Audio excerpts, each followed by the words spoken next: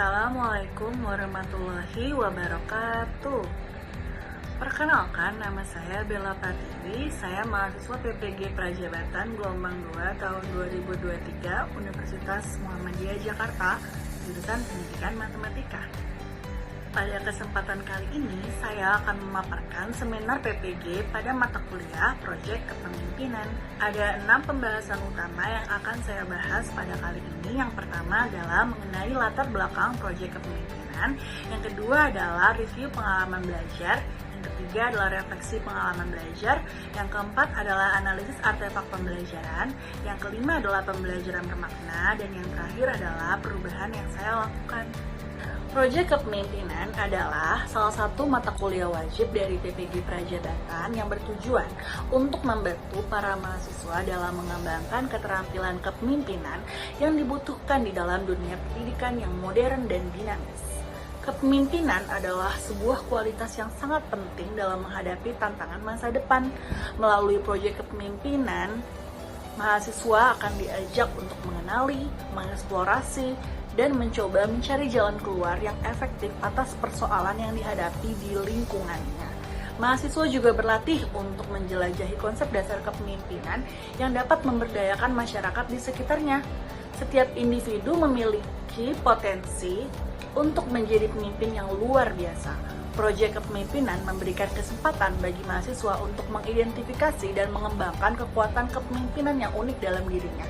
Di dalam berbagai aksi nyata, mahasiswa akan melatih keterampilan seperti berkomunikasi yang efektif serta mempelajari bagaimana mengelola konflik dengan lebih bijaksana melalui kegiatan yang interaktif, studi kasus, dan latihan simulasi yang memungkinkan untuk menerapkan konsep kepemimpinan dalam kehidupan nyata.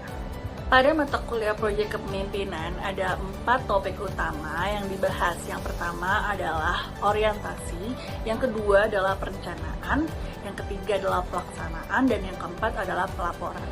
Masuk ke topik pertama. Pada topik pertama yaitu orientasi, saya belajar mengenai visi guru profesional, memetakan tantangan dan kekuatan dari guru profesional, dan refleksi sudut pandang saya mengenai guru profesional. Saya belajar tentang pentingnya leadership atau kepemimpinan dalam menjadi guru profesional, karena mendidik adalah proses yang sangat terencana untuk mengembangkan potensi yang dimiliki peserta didik. Jiwa kepemimpinan dan keterampilan guru diperlukan untuk menumbuhkan nilai-nilai pelajar Pancasila pada peserta didik.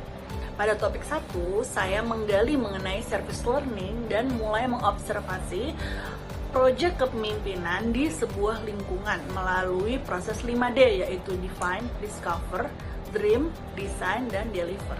Di topik 2, saya mengonsep deskripsi dan tujuan dari proyek kepemimpinan dengan menggunakan fase inquiry.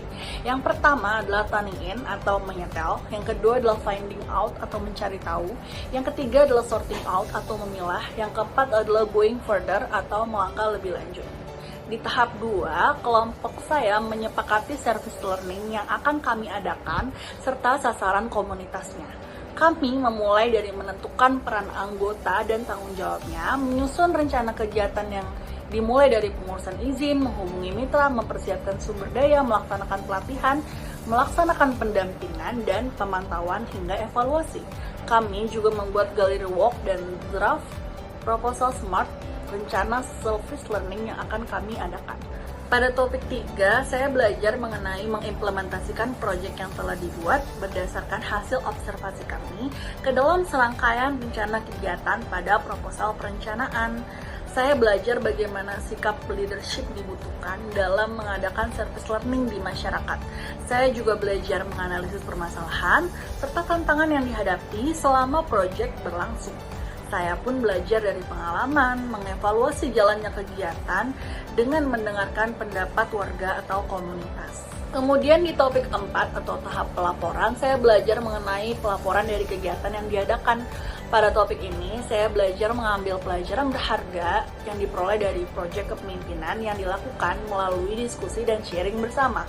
Metode sharing yang dapat dilakukan yaitu VTR, Traffic Light. Ada 3 warna. Yang pertama adalah merah, yang berarti sharing hal yang menjadi pelajaran yang nantinya tidak boleh diulang lagi. Kuning, yaitu sharing hal yang perlu diperbaiki atau dipelajari lebih lanjut. Hijau yaitu sharing hal yang berjalan telah baik atau menjadi inspirasi selama proyek yang telah kami laksanakan. Saya memilih refleksi lebih lanjut mengenai topik 2, yaitu perencanaan. Perencanaan adalah hal yang sangat penting bagi jalannya suatu kegiatan, terutama kegiatan service learning di masyarakat. Perencanaan yang baik akan menghasilkan output yang baik. Pada penentuan tujuan kegiatan dilakukan dengan 4 fase, yaitu tuning in. Fase kami mencari lebih awal untuk mendapatkan informasi dasar tentang topik project yang akan dilakukan. Kemudian fase kedua, finding out, yaitu mencari semua data dan semua informasi sumber daya dan metode yang dapat dari fase tuning in. Kemudian fase sorting out, memilih data dan informasi yang sudah dilakukan di fase finding out sesuai dengan tujuan proyek kepemimpinan yang sudah dirumuskan. Dan fase going further, membuat profil project, alur kegiatan, serta aktivitas yang akan dilakukan pada setiap tahapannya, outputnya, outcome-nya, dan target, hingga menentukan anggaran kegiatan. Di tahap perencanaan inilah kami menentukan peran kami masing-masing dan tanggung jawab kami terhadap terlaksananya acara. Semua didiskusikan sesuai dengan keperluan proyek. Setelah menentukan peran dan tujuan dari kegiatan, kami juga membuat kerangka proyek dan memasukkannya ke dalam mind map Gallery Walk.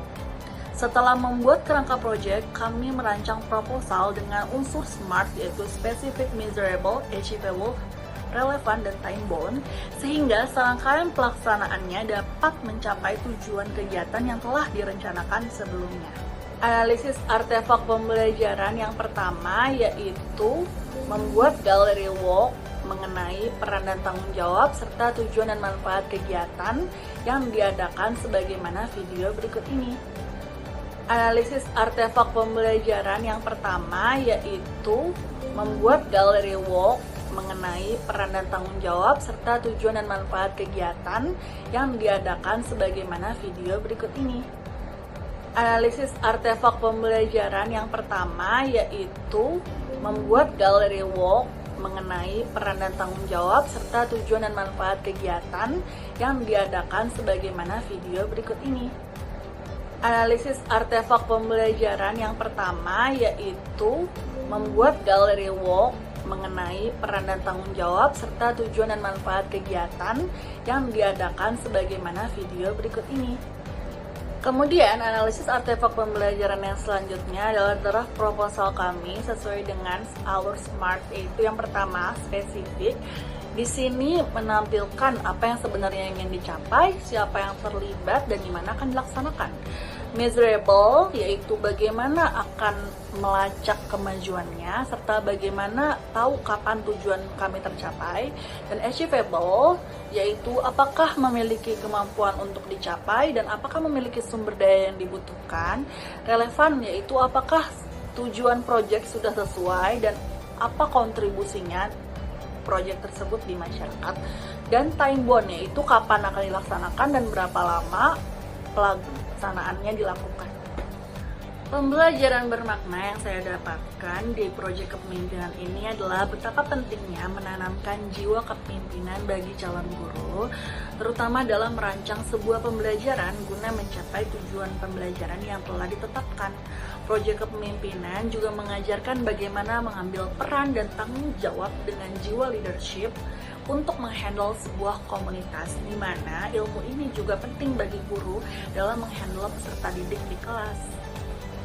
Perubahan yang saya lakukan adalah menjadi calon guru yang lebih terencana, khususnya dalam merencanakan sebuah kegiatan, bahwa setiap kegiatan yang akan dilaksanakan harus dipikirkan baik-baik dan matang-matang, mulai dari tujuannya, alurnya, apa saja yang dibutuhkan, akan menghasilkan output seperti apa, hingga mengevaluasi tindakan ke depannya apakah perlu dilanjutkan, diperbaiki, atau ditinggalkan.